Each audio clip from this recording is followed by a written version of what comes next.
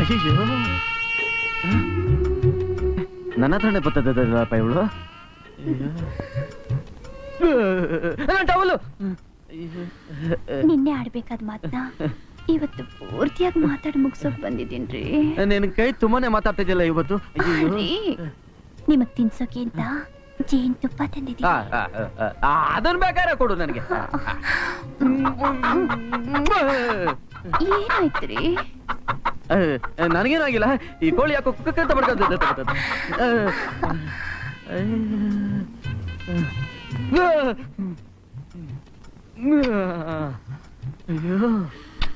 ಏನಾದ್ರೂ ಆಗ್ತಿದ್ಯಾ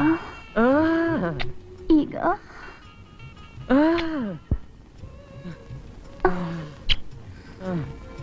ಈಗ ಏನೇನೇನೋ ಆಗ್ತದೆ ಅದು ಅಮ್ಮ.